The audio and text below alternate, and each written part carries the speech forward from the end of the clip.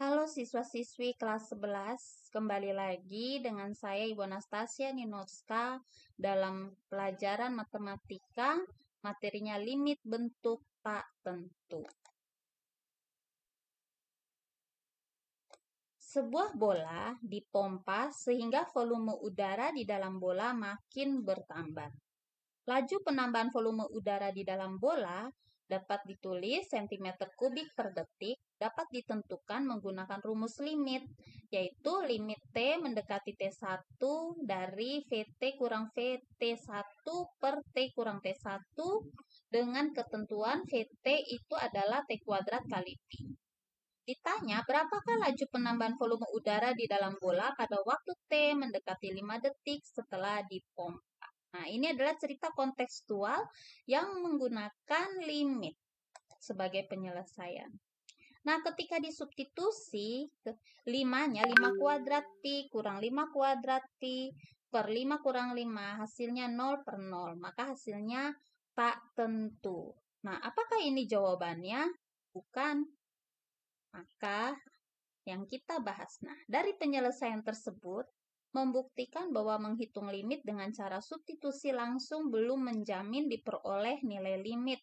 Bentuk limit ini dinamakan limit tak tentu. Secara konsep matematika, cara merubah bentuk limit yang hasilnya 0 per 0 atau bentuk tak tentu, kita menggunakan dua cara, yakni cara memfaktorkan dan merasionalkan. Merasionalkan ini yaitu mengalihkan dengan akar sekawan. Jika mau tahu caranya, simak pembahasan selanjutnya ya. Nah, berikutnya kita akan membahas metode penyelesaian limit bentuk tak tentu dengan pemfaktoran dan mengalihkan dengan akar sekawan. Namun sebelum itu, kita mengenal dulu berikut adalah hasil limit bentuk tentu, yaitu A per B, A per 0 sama dengan tak hingga, ini bentuk tak hingga, 0 per B sama dengan 0 dengan A, B, anggota bilangan real. Lalu hasil limit bentuk tak tentu 0 per 0, tak hingga per tak hingga, koma tak hingga, negatif tak hingga pangkat tak hingga. Dengan A, B anggota bilangan real. Sekarang contohnya menyelesaikan limit tak tentu dengan cara pemfaktoran. Limit X mendekati 2 dari X kuadrat kurang 4 per X kurang 2. Kita faktorkan X kuadrat kurang 4, yaitu kalau dikali hasilnya min 4 dijumlahkan 0. Maka min 2 dan 2. Jadi X min 2, X plus 2. X min 2 yang dipembilang dengan penyebut bisa saling membagi hasilnya 1, maka bisa dicoret dan hasilnya tinggal limit X mendekati 2 dari X tambah 2. Nanti baru di sini substitusi 2-nya. Jadi 2 tambah 2 hasilnya 4. Nah, perlu diingat beberapa bentuk faktor istimewa.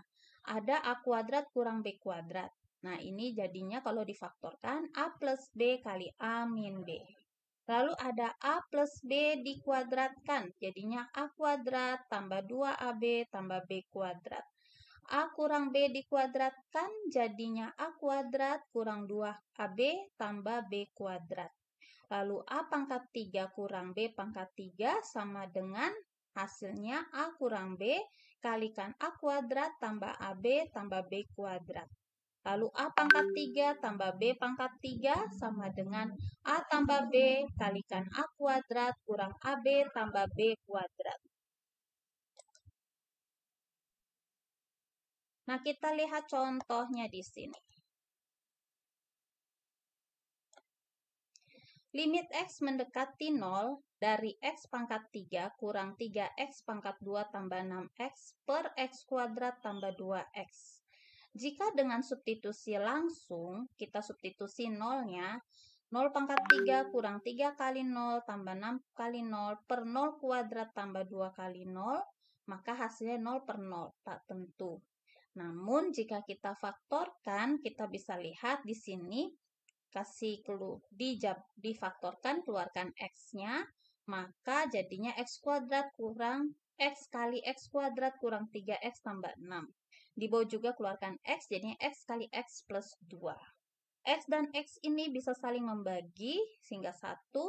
Lalu tinggallah X kuadrat kurang 3X tambah 6 per X tambah 2. Baru bisa disubstitusi nolnya. 0 kuadrat kurang 3 kali 0 tambah 6 per 0 tambah 2. Hasilnya 6 bagi 2 yaitu 3. Berikut menyelesaikan limit dengan cara mengalihkan dengan akar sekawan. Anak-anak, ada suatu kondisi di mana suatu limit tidak bisa diselesaikan dengan cara substitusi ataupun dengan cara pemfaktoran, yaitu salah satunya adalah limit fungsi yang berbentuk akar. Contohnya, limit X mendekati 0 dari X per akar 1 tambah X kurang akar 1 kurang X. Nah, penyelesaian bentuk limit akar ini, jika diselesaikan dengan substitusi langsung, hasilnya 0 per 0 tak tentu. Dengan metode pemfaktoran pun sangat sulit diselesaikan. Jadi, solusi penyelesaian limit bentuk akar ini adalah diselesaikan dengan merasionalkan atau mengalihkan dengan akar sekawan. Baiklah, langsung kita jawab ya. Nah, sebelum kita membahas contoh soal di atas, kita ingat kembali bentuk-bentuk sekawan dari akar. X kurang A bentuk kawan dari X plus A. Akar X kurang A bentuk kawan dari akar X tambah A. Akar X kurang akar A bentuk kawan dari akar X tambah akar A. Akar X tambah A kurang B bentuk kawan dari akar X tambah A tambah B. Sekarang kita lihat di sini. Limit X mendekati 0 dari X per akar 1 tambah X kurang akar 1 kurang X. Nah, kita kalikan akar sekawannya, yaitu akar 1 tambah X tambah akar 1 kurang X. Di bawah juga akar 1 tambah X tambah akar 1 kurang X. Ketika dikali, nah, yang di atas X kali akar 1 tambah X tambah akar 1 kurang X per di bawah awal kali awal, jadi akar 1 tambah X kuadrat, tanda kali tanda, min kali plus min, akhir kali akhir, akar 1 kurang X dikuadratkan. Kalau hasil dikuadratkan, maka akarnya hilang, maka di bawah akarnya hilang. Penyebutnya akar sudah tidak punya akar ya. Nah, setelah itu di atas ini tinggal kita operasikan penyebutnya. 1 kurang 1, 0, X tambah X, 2X. Nah, setelah itu lalu X yang di pembilang dengan penyebut di samping 2 ini bisa saling membagi sehingga tinggallah 2. Maka tinggallah limit X mendekati 0 dari akar 1 tambah X tambah akar 1 kurang X. Lalu per 2. Lalu substitusi 0 jadinya akar 1 tambah 0 tambah akar 1 kurang 0 per 2. Akar 1 tambah akar 1 per 2. 1 tambah 1, 2. 2 bagi 2, 1. Maka jawabannya nilainya 1. Terima kasih atas perhatiannya. Sampai jumpa di latihan soal. Tuhan Yesus memberkati.